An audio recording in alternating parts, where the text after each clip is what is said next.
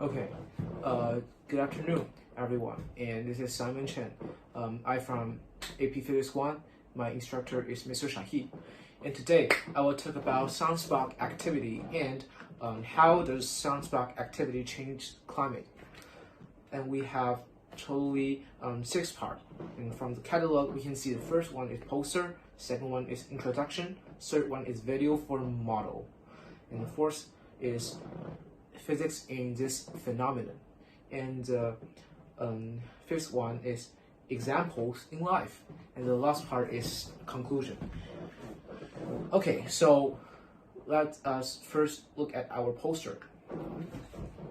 Okay, so in this poster, and we can see I put a definition for Sunspot Activity in the left side, and you guys can just look at this. And what I want you guys to focus on is a formula just under the picture at the right side.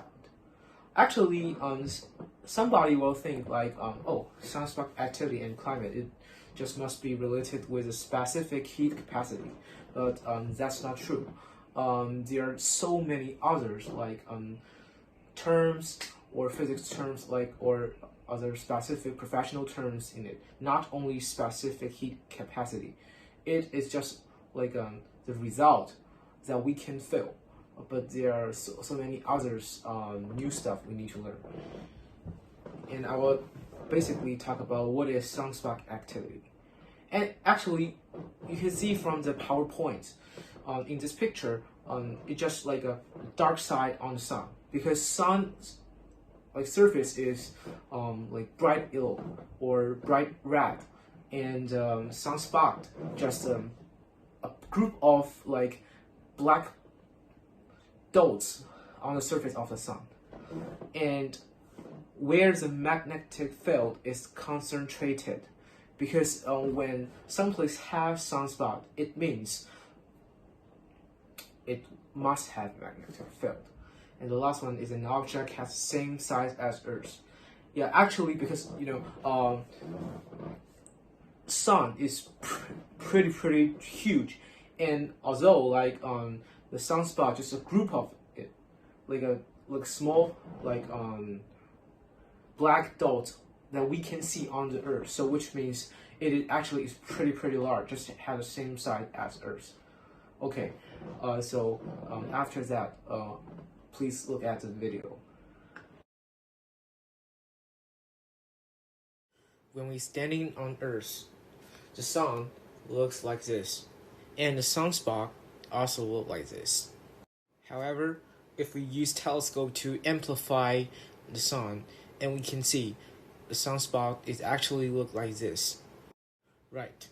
Sunspot doesn't have one. It has a bunch. It actually is a bunch of sunspots. It appears in a bunch, not just one sunspot. The number of sunspots rises rapidly in an irregular 11-year cycle, then slowly declines, and although it is known the sunspots have 11-year cycles, they also have long time spans. For example, the number of sunspots during solar maxima has been on the rise from 19,000 to 90,016, but has decreased somewhat since 1960. Over the past few decades, sunspot activity has been significantly higher than the past average, with the closest period being 8,000 years ago. Sunspot activity actually not only includes sunspot, it also includes sunspots, solar flares, and coronal mass ejections.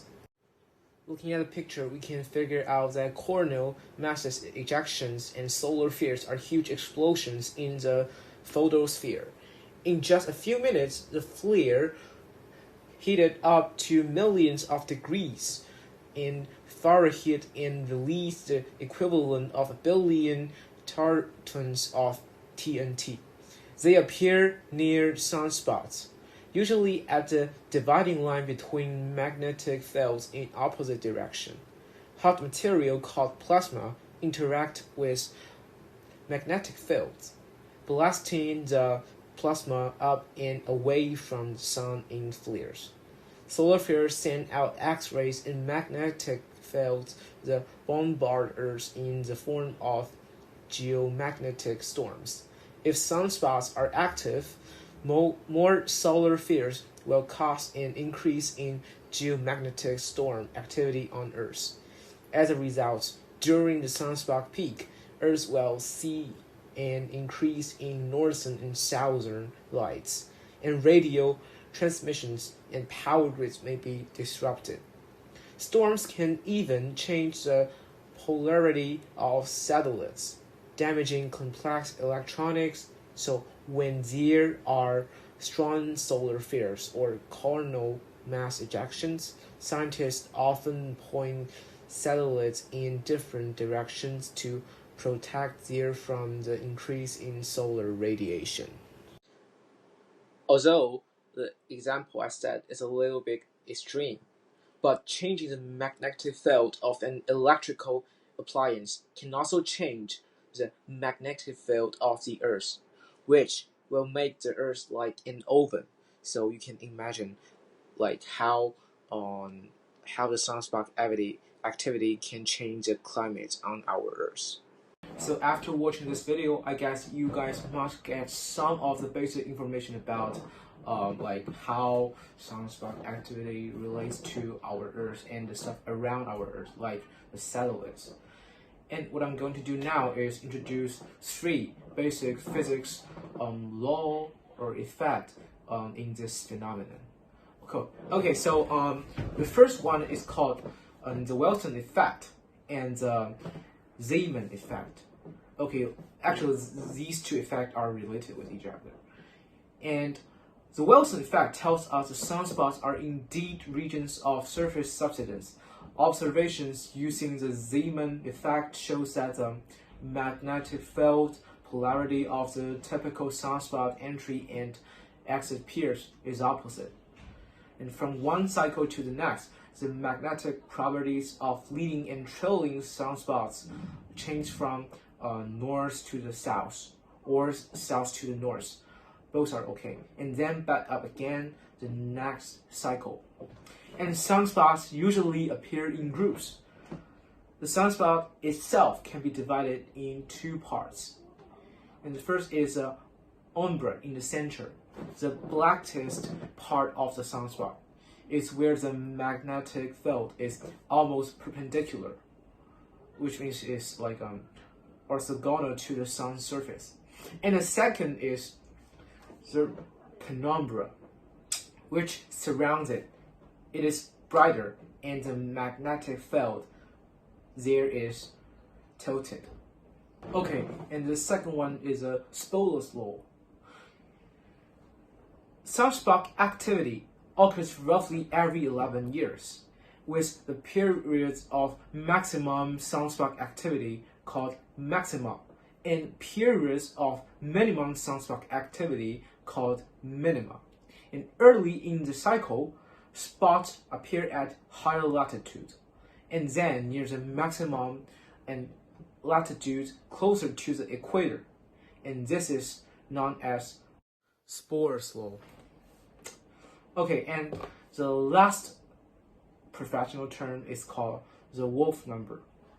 The Wolf number, which shows the index of sunspots in each cycle, is most notable for an average of about 11 years, which we have already talked a lot of times, and this cycle also shows up in most other observed solar events and is closely linked to the cycle of change in the polarity of the sun's magnetic field. Okay, so for the examples in life, I choose 2. And the first is predict weather in the state of the ionosphere. And the second one is predict shortwave radio waves or satellite communications. Okay, so I will introduce ionospheres and the shortwave because it is quite important. And the first one is ionosphere. It is just actually the part of the Earth's atmosphere ionized by the sun's rays. It is inner boundary of the Earth's Ionosphere because it affects the propagation of the radio waves. It has very pretty important practical significance. Okay, and second one is the shortwave. It is just actually a range of radio wavelengths corresponding to a range of frequencies called high frequencies. Shortwave wavelengths range from 10 meters to 100 meters, while high frequency ones range from 3 hertz to 30 hertz. And the electromagnetic wave in the shortwave band can not only use ground wave propagation, but also through the ionospheric reflection for long distance transmission. So the international broadcasting is usually located in the shortwave band. Okay, so for the conclusion, it can be just simplified into one sentence. The activity cycle of sunspots is 11.2 years. When they're active, they affect Earth's magnetic field. They mainly cause a meridional flow of atmospheric circulation at the north and south poles and at the equator as well, thus just causing the severe weather and cooling of the climate. And actually what I just told you in the video for model or the 3 professional terms, it just tells you like why it can cooling the climate or making severe weather. And I will also like draw the process and explains what physics terms in this process. And I hope you learn a lot from this video, and hope you learn the reason back of this phenomenon. Okay, thank you. That's it.